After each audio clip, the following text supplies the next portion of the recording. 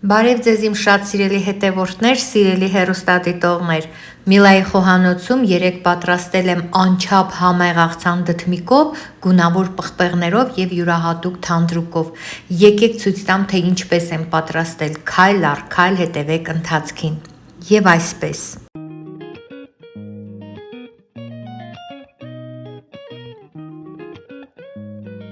Դդմիկն եմ տապակում այսպես բուսայուղի մեջ։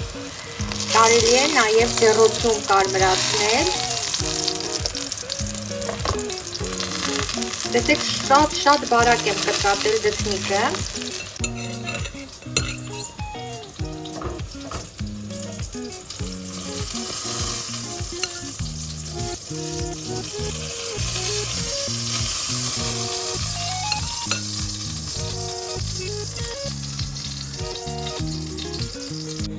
Այնուհետև նույն շիկաթափ բուսայուղի մեջ ավելացնում եմ գունավոր պղպեղներ, դեղին պղպեղն եմ տապակում,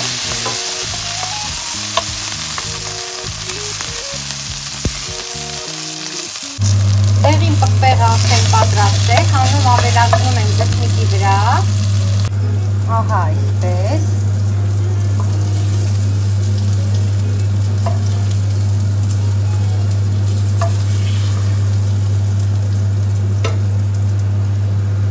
Այժմ էլ նույն թավայի մեջ կարմրացնում ենք կարմիր պղպեղը, նույն թափերով կտրատած, սիրելի բարեկամներ, դրածը բարձր ենք անում և արագ տապակում ենք։ Ահա այսպես, տեսեք բուսայուղ շատ քիչ կա, որովհետև դդմիկը որքան էլ տապակելիս չորացնում եմ ես, ջրազրկում եմ, միևնույն է, իր մեջ շատ բուսայուղ է կլանած լինում,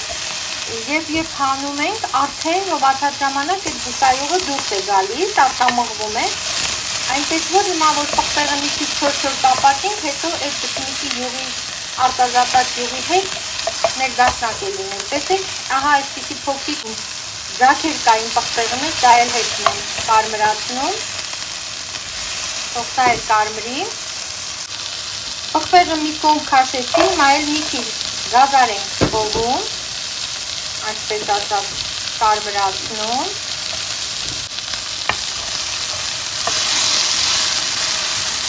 Այնքան որ գույնը փոխի ու մի քիչ թուլանա։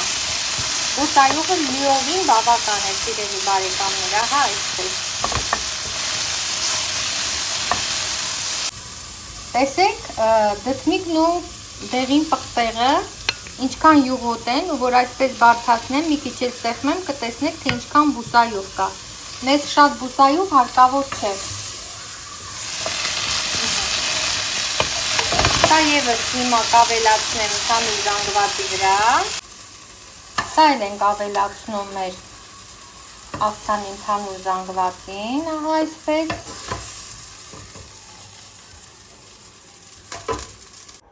Եվ թողնում ենք հովանա, սիրելիներ, ահա այսպես մի հատ,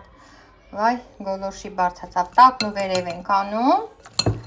բացում ենք, որպեսզի հովանա, բանջարեղենը պետք է հովանա։ Այդ ընթացքում քերում ենք սխտոր, կտրատում ենք սամիտ, պատրաստում ենք թանդրուկ, որը պետք է ավելացնենք մեր այս բանջարեղենի վրա։ Հիմա, սիրելիներ, կտրատում ենք սամիտ, իդեպ սամիթի կոթուները ևս կտրատում ենք, սա հաճելի խրթխրթանություն կտա մեր աղցանի մեջ, աշխատում ենք լավ մանր կտրատել։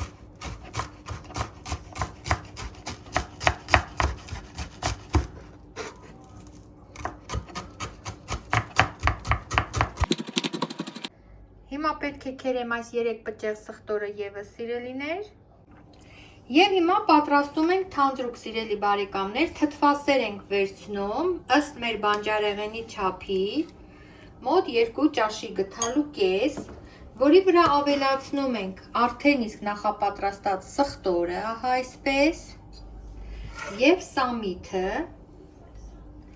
Սամիթը ինչքան շատ է լինում, այնքան համեղ է ստացվում թանդրուկը, ահա այսպես։ Վրան ավելացնում եմ, ավելի ճիշտ աղում եմ աղ, սա հիմալայան վարդագույն աղ է, սիրելիներ, հետս Կիպրոսից էի բերել, ասում են առողջարար աղ է, եթե նույնիսկ առողջարար չէ, անվնաս է, ահա այսպես, մի քիչ սև պղպեղը գրեթե վերջանում է, սա ևս Կիպրոսից էի բերել, ավելի շատ այս աղացների համար էի բերել, հիմա կավելացնեմ, սև պղպեղ, այս էլ այսպես, իսկ հիմա սա շատ լավ պետք է խառնել, մարմի րոպե, ահա լավ խառնում ենք իմ շատ սիրելի բարեկամներ, սկզբից թվում է մի քիչ պինդ,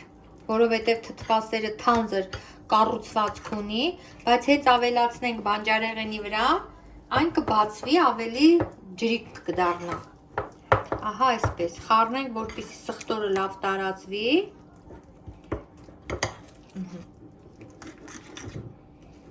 այսպիսի զանգված, ու հիմա սա ավելացնում է մեր ընդհանուր զանգվածի մեջ, բանջարեղենը տապակվելուց հետո թողնում ենք լավ սառչի, չմոռանաք այդ հանգամանքը, ահա այսպես,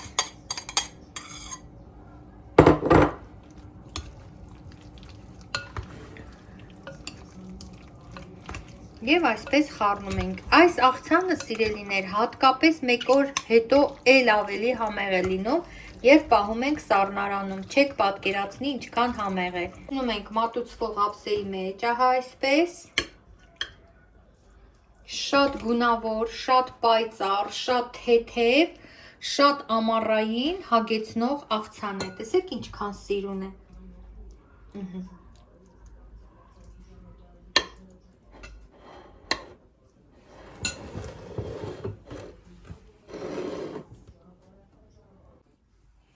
եկեք միասին փորձենք,